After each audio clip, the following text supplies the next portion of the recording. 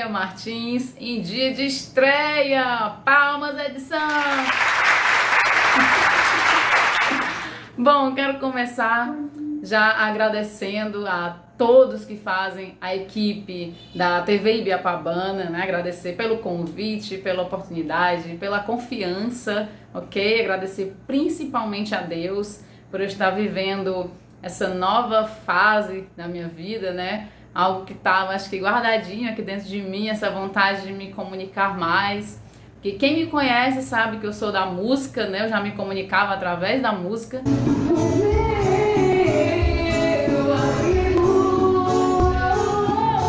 Mas acho que tinha algo a mais aqui e eu tô agora colocando para fora, né? E agradecendo demais a oportunidade e confiança de todos que fazem a TV Ibiapabana. Então, fiquem ligados que eu vou estar aparecendo por aqui, ok?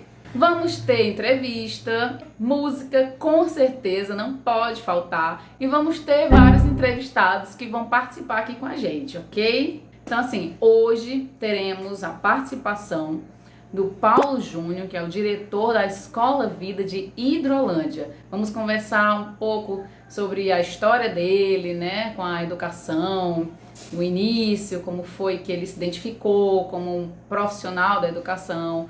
Vamos conversar um pouco também sobre esse momento que estamos vivendo, né, sobre a pandemia, quais as metodologias que a Escola Vida está utilizando, certo? Enfim, vamos bater aqui um papo com o professor, diretor da Escola Vida, Paulo Júnior. Quero iniciar aqui já agradecendo, né, você ter aceitado o nosso convite. Muitíssimo obrigada. E é um prazer você estar sendo o convidado estreia, viu? Bom, boa noite Andréia. Inicialmente eu quero agradecer o convite, eu fico muito honrado com o fato de ter sido convidado para conversar um pouco com você e quero abraçar a todos que estão acompanhando esse seu quadro, esse seu programa. Tenho certeza que vai ser um sucesso como tudo que você faz, então eu me sinto muito honrado e agradecido pelo seu convite, então estou à sua disposição. Obrigada mesmo pelas palavras. Todo mundo que está ligadinho aí na TV Ibiapabana, fique com a gente aí até o final. Bom, Paulo Júnior, vamos começar. Quando você se reconheceu como um profissional da educação e há quanto tempo você atua nessa área? Bom, essa é uma pergunta que normalmente se faz a todos os professores, né?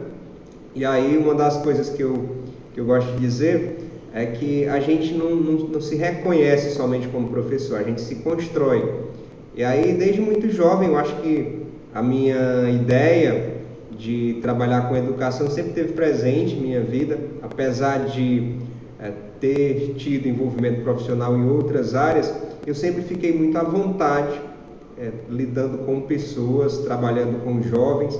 E aí eu acho que o fato de me reconhecer como educador aconteceu quando eu percebi que aquilo que eu fazia em sala de aula não era bem um trabalho, era algo que me dava também uma satisfação, um prazer, efetivamente.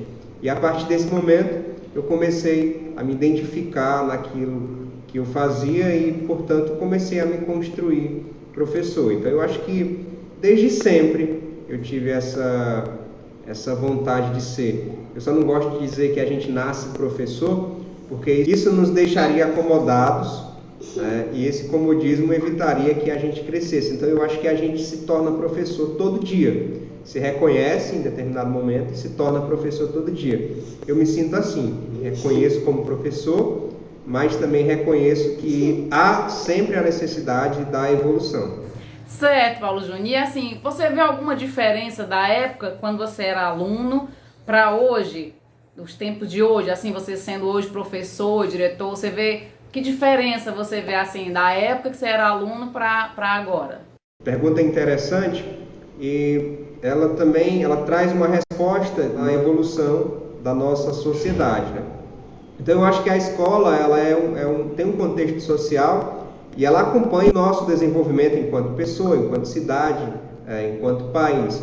E a diferença básica da escola dos nossos tempos, que nós somos quase contemporâneos, é o fato da gente ter saído dos bancos da escola para uma escola um pouco mais inclusiva.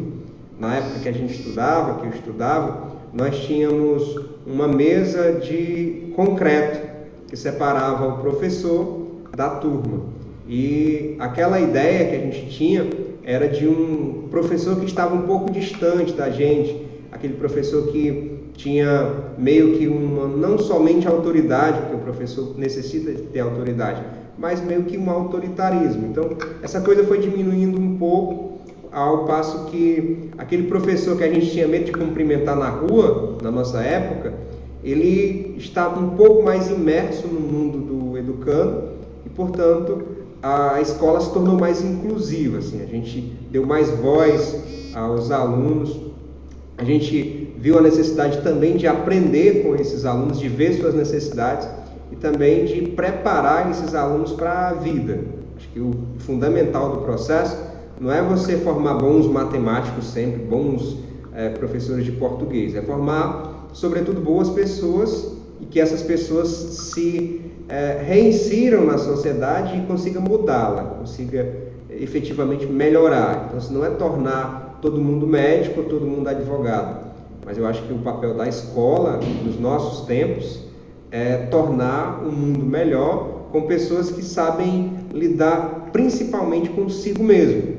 Que, como disse muito bem uma época Bauman, a sociedade ela é assim meio líquida, e nesse meio líquido é nosso papel enquanto escola fazer com que os educandos, os alunos, eles sejam principalmente conhecedores de si mesmo para efetivamente desenvolver bem o seu papel na sociedade, que não necessariamente, no meu ponto de vista, está associado somente ao sucesso financeiro, ao sucesso profissional, mas a um sucesso de vida.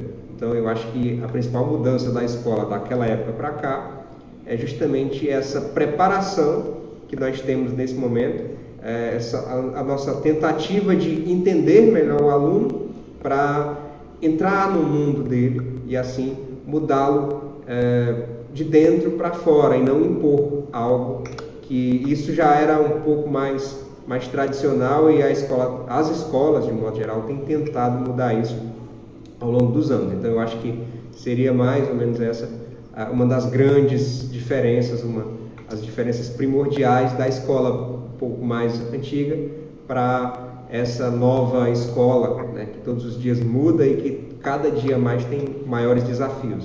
Entendi. Professor mais acessível, né? Tá havendo uma troca de conhecimentos, né? Tanto o professor aprende, né? Como o aluno aprende, o professor também aprende com o aluno, né? Inclusive, André, esse é um dos pontos principais da educação e esse é um dos mantras que eu levo comigo. Eu tento passar para as pessoas que eu tenho proximidade. É impossível a gente ensinar sem aprender, porque o processo de educar ele é reconhecido em si mesmo. Então, se eu não sou bom em aprender, dificilmente eu vou ensinar algo. Então, a escola ela meio que transformou essa realidade. O mantra principal, acho que o objetivo é esse, é entender que a gente aprende sempre com o outro. E esse é o processo educativo. Muito bom. Paulo Júnior, assim, para a gente descontrair um pouco aqui nosso papo, o que vem assim na sua mente se eu lhe perguntar de algo inusitado, algo engraçado, durante a sua história, assim, sua trajetória, né, na escola, o que você tem assim na sua mente aí que aconteceu de algo inusitado, engraçado? Eu sei que as crianças pequenininhas é imprevisível, né, assim, no momento cultural, né, na hora que vão apresentar alguma coisa. Pra gente descontrair um pouco o nosso papo, o que você lembra, assim, de algum fato que aconteceu? Pronto. Interessante. Assim, não somente como professor, porque as situações do dia a dia, elas são, em sala de aula, elas sempre nos surpreendem, né? Além das situações que comovem, existem aquelas situações que, apesar de serem atos de indisciplina, são atos de indisciplina que para todos os efeitos, não causam tanta maldade. Então, certa vez, enquanto coordenador de uma escola, não exatamente a escola que eu trabalho hoje, eu era coordenador dessa escola, e aí eu fui chamado pelos meninos para resolver um problema em sala de aula que tinha acontecido com um aluno, e os meninos estavam dizendo que ele estava com uma coisa na bolsa, o que seria uma arma, que eles estavam tão alvoroçados com a coisa que eu imaginei de imediato que era pelo menos uma arma, né? Uma faca, sei lá, alguma coisa assim, pelo nervoso que ele estava. E aí eu fiz a abordagem, e quando encontrei pedi autorização para mexer na mochila dele, para ele abrir para mim. Na verdade, a gente tem, né, enquanto educador, todo o cuidado, respeitar todos os protocolos, pedi para ele abrir, pedi para ele me mostrar, e curiosamente dentro dessa mochila existia 1 litro de ipioca branca, 1 litro de bebida alcoólica. E aí, assim, não foi levada para consumir, né? Foi levada porque ele tinha feito uma aposta com um colega para levar essa garrafa e mostrar, ele estava provando a si mesmo que estava conseguindo levar uma coisa para essa escola. Então, o pai foi chamado, todo aquele processo, e aí o mais inusitado de tudo é que eu nunca imaginei em toda a minha vida, e acho que nenhuma escola prepara para isso, a gente imaginar que alguém, que é um aluno, vai levar como uma forma de manter um status, né? Uma garrafa de bebida alcoólica que ele não vai consumir, só para provar com os colegas que, enfim, provar alguma coisa que a gente não consegue entender bem adolescente. Mas eu ia dizer isso mesmo, coisa de adolescente, né? Nós já fomos, né, também, adolescentes. E assim, Paulo Júnior, um momento inesquecível, assim, algo que você guarde, assim, na sua memória, uma coisa, assim, importante, inesquecível que tenha acontecido durante o seu trabalho, que você vem em mente, assim, um momento inesquecível, uma coisa que você guarda com carinho, que aconteceu. Pronto, tem muitas coisas que a gente guarda com muito carinho, né? Eu comecei a dar aula muito jovem e, pra você ter uma noção, eu já tenho quase 15 anos que estou em sala de aula.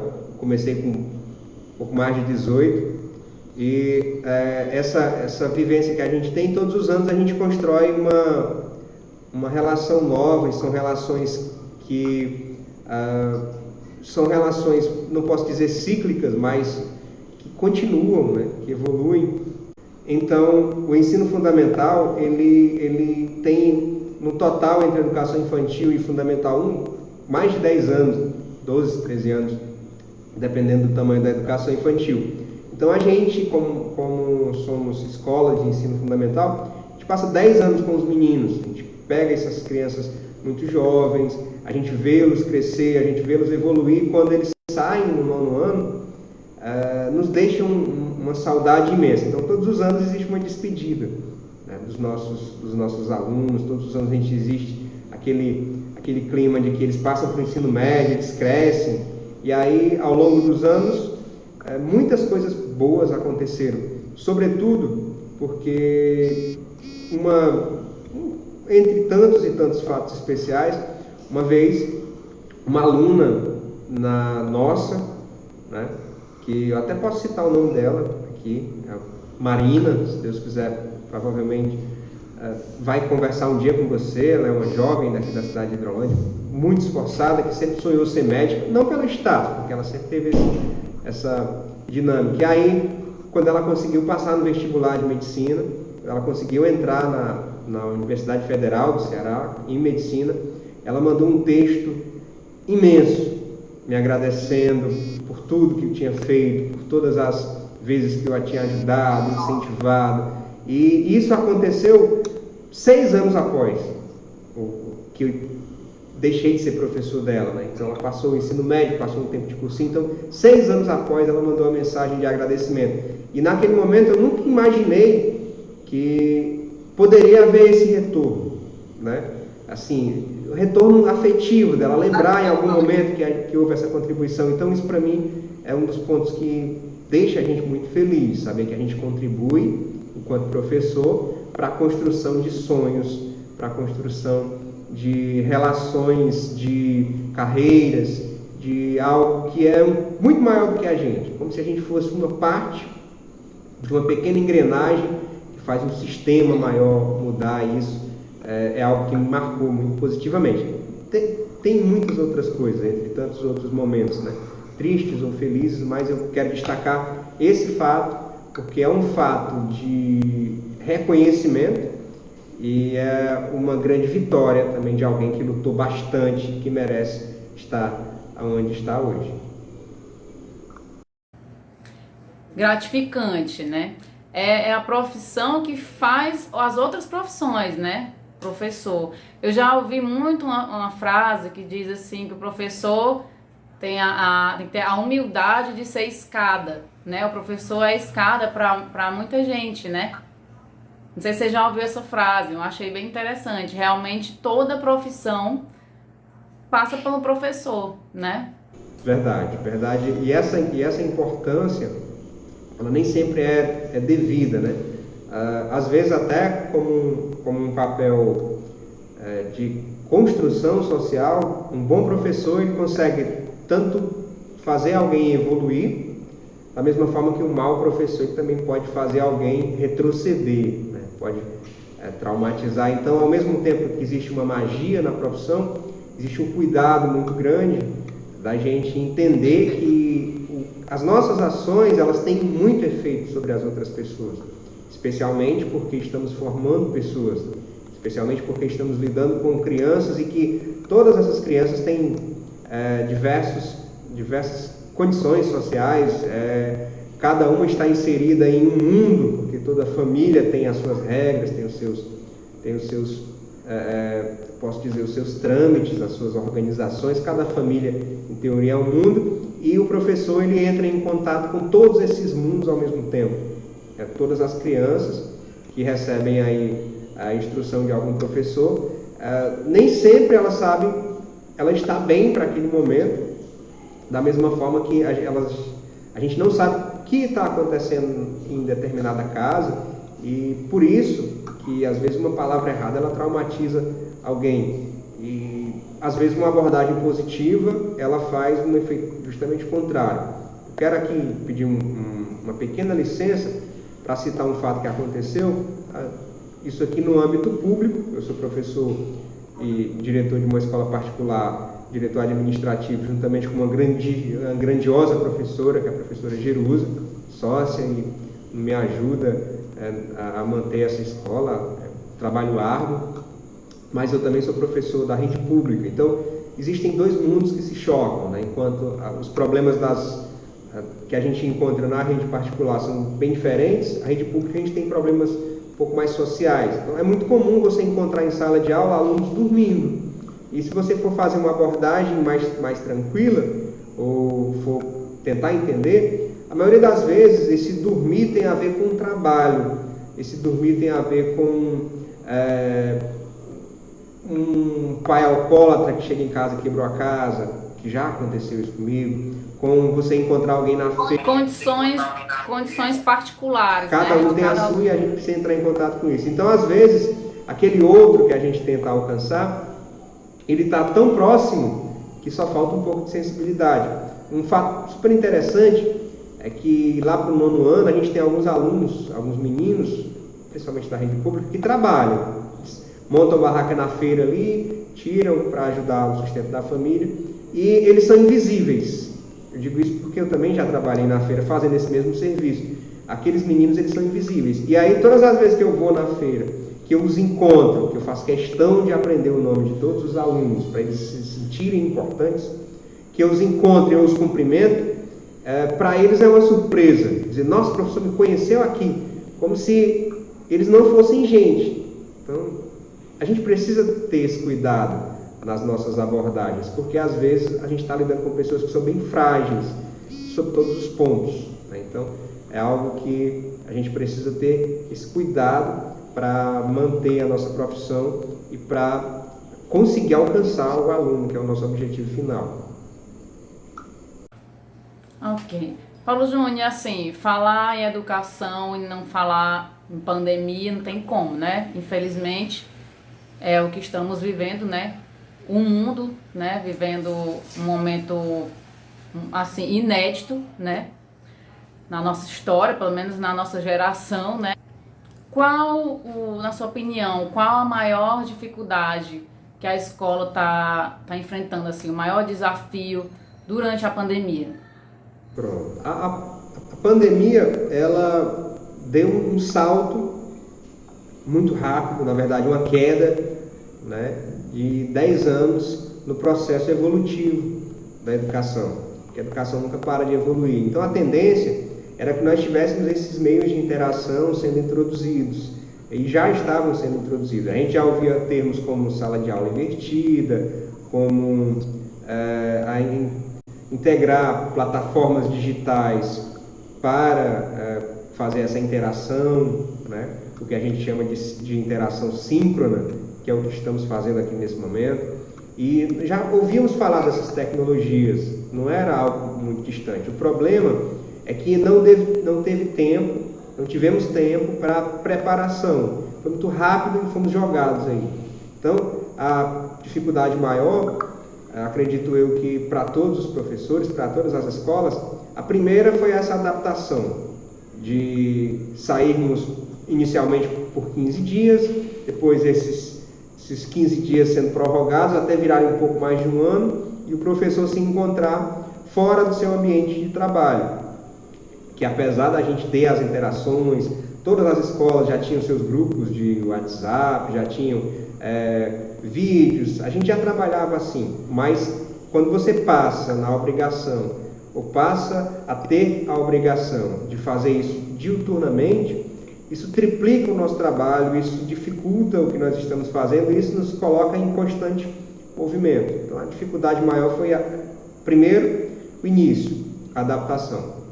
O segundo, acho que grande problema que nós temos ou tivemos, estamos ainda, né, nesse processo, é a adaptação das famílias para com essas crianças. Porque, de um lado, a gente tem uma criança que tinha um convívio social e acabou perdendo, uma família que também está emocionalmente abalada, porque no final todos estamos, a gente não sabe como vai ficar a economia, como vai ficar a saúde, com tanta gente morrendo, e esse processo causa uma pressão psicológica muito grande, e ao mesmo tempo em que essa pressão psicológica ela nos afeta, ela também afeta a escola, porque esse estresse é passado ao pai. O pai não é um profissional da educação, então até os pais professores, eles estão em casa nesse momento fazendo o seu trabalho com os seus alunos, não tem tanto tempo para fazer esse acompanhamento, e aí existe essa deficiência muito grande. Apesar dos nossos meninos serem nativos digitais, né, que é um termo já bem recente, eles nasceram com o celular na mão, parece que o dedinho já nasce num formato de passar a tela, eles têm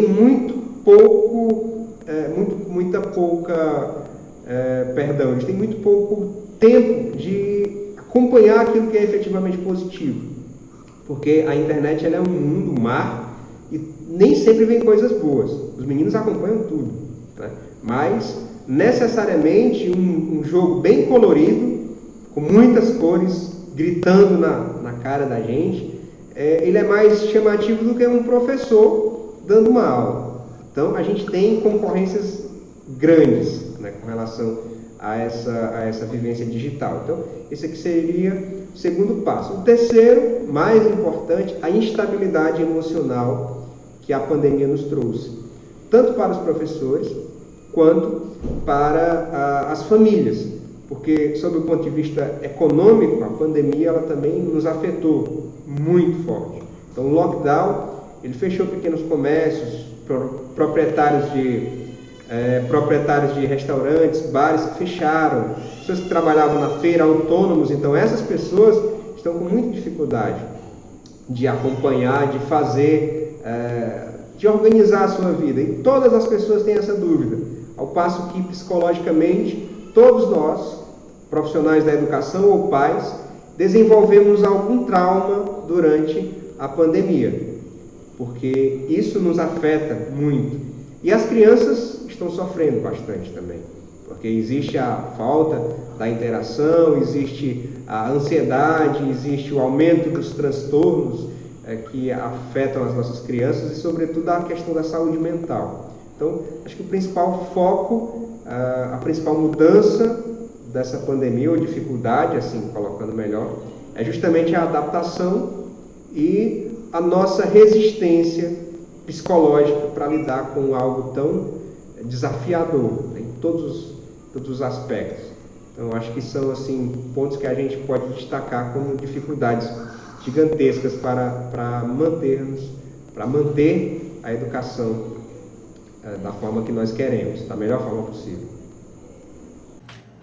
Tá ok, Paulo Júnior. Então, assim, para a gente encerrar nossa entrevista com um pensamento positivo, que eu tenho certeza que a sua resposta vai ser positiva, qual a sua expectativa para a volta das aulas presenciais e quais as metodologias que serão utilizadas na Escola Vida? Ótimo. É uma excelente pergunta, até porque eu acho que a gente precisa entender que toda mudança, ela traz coisas que nos colocam medo, ao mesmo tempo ela nos coloca em um patamar acima, em um nível acima, porque aprendemos todos. Então, tirando todas as dificuldades, eu acredito que ficou para a educação, para as escolas, para a nossa escola, de um modo particular, é o fato de que nós estamos aprendendo sempre, nos tirou de uma zona de conforto e nos colocou em um nível acima. Passando tudo isso, que eu espero que não demore tanto, nós voltaremos às escolas presenciais, mas nunca da mesma forma que foi antes, porque evoluiremos, estamos evoluindo. As ferramentas digitais vieram para ficar, o nosso método de ensinar, ele também veio para ficar. Os alunos são digitais, muitos professores ainda são analógicos, né? Mas essa mudança é necessária, então eu acredito que nós começaremos a utilizar mais isso e, sobretudo, eu acredito que após a pandemia nós teremos pessoas muito mais fortes e, sobretudo, acho que é a cereja do bolo, a importância que a educação terá pós-pandemia será muito maior, porque nesse momento nós colocamos os professores como uma parte fundamental do processo. Os pais começaram a perceber qual dificuldade tem o trabalho do professor, as escolas começaram a perceber quão difícil é manter essa conexão com os alunos, então eu acredito que no futuro a coisa será muito melhor. Como diz o Matuto Sertanejo, será muito melhor, porque teremos uma nova escola, aproveitando as ferramentas que nós aprendemos aos trancos e barrancos, mas teremos alunos bem mais preparados, sobretudo mais preparados do que nós já tivemos ou do que nós já fomos no passado. Então eu acredito que passará, como todo mal, nenhum mal é para sempre, e sim, retornaremos muito mais fortes, com novas metodologias, com maneiras de fazer essa interação com os alunos, com maneiras de envolvê-los. Já temos muitas ferramentas sendo implantadas juntamente com as nossas editoras, as plataformas, as aulas síncronas, os livros que agora serão integrados. A partir desse ano já começou a integração com a plataforma que a gente trabalha a escola, que é a plataforma Iônica. Então, isso vai nos tornar mais próximo dos alunos. E isso vai tornar a educação um pouco mais próxima do que nós estamos vivendo. Como eu disse no início, a educação acompanha o processo evolutivo. E estávamos em sala de aula um pouco acomodados com relação às tecnologias, às mídias digitais. E a partir da pandemia, com certeza, isso vai ser melhor aproveitado. Então, positivamente, eu acho que a educação, apesar de todos os males e todas as perdas, terminará melhor e terá ferramentas muito importantes que nunca mais deixarão de ser utilizadas. A escola sempre muda e sempre muda para melhor. Pronto. Resposta maravilhosa. Era isso que eu esperava mesmo da sua resposta, viu?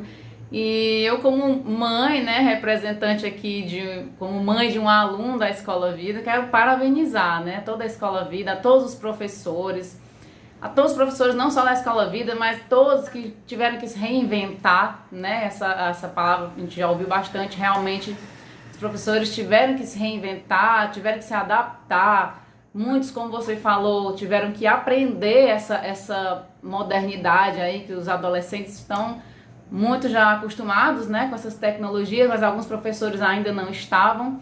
Então, parabéns para todos que trabalham nesse âmbito educacional, que estão enfrentando esse desafio, né, da pandemia, buscando a melhor forma de continuar levando a educação para os alunos. Então, eu quero lhe agradecer mais uma vez por ter aceitado participar aqui do nosso quadro. Ok, Paulo Júnior, muitíssimo obrigada e até a próxima, né? Quem sabe um dia a gente, quando tudo isso passar, vamos, né, com novas perguntas, novos questionamentos, e essa fase vai ficar na história, né, realmente, mas que fique logo no passado, né? Se Deus quiser. E aí, eu espero ter contribuído de alguma forma, agradeço o convite e também quero agradecer a cada um dos professores que fazem parte da Escola Vida, são fundamentais, são pessoas que acompanham as nossas evoluções, são pessoas que estão empenhadas em fazer sempre o melhor e são pessoas que nos ensinam sempre.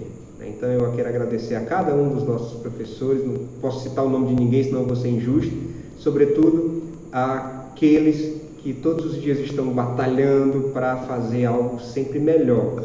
Então a aula de hoje, ela tem que ser melhor do que a de ontem, e a de amanhã tem que ser melhor do que a de hoje. E assim que uma escola deve ser. Então eu agradeço imensamente e fico muito feliz e honrado com o convite e me mantenho sempre à disposição. Uma frase que eu gosto muito é: estou às ordens. Sempre que precisar para contribuir, estou sempre às ordens. Muito obrigado, Andréia, e um abraço imenso. Desejo muita saúde e paz a todos os telespectadores. Um abraço. Bom, gente, é isso. Muito obrigada a você que ficou até o final aqui nos fazendo companhia. E esse programa foi dedicado a todos os profissionais da educação que estão aí buscando melhores metodologias para continuarem levando a educação para os alunos que estão em casa durante a pandemia, ok? E vamos encerrar para cima, vamos pensamento positivo, vamos animar. Com o quê? Com música, né? Que eu prometi lá no começo e vou cumprir. Música para vocês agora, então. Muito obrigada mais uma vez pela companhia e até a próxima. Beijo! Tá de novo com esta pessoa, não tô acreditando, vai fazer papel de trouxa outra vez. Cê não aprende mesmo. Pra você isso é amor, mas pra ele isso não passa de um plano B. Se não pega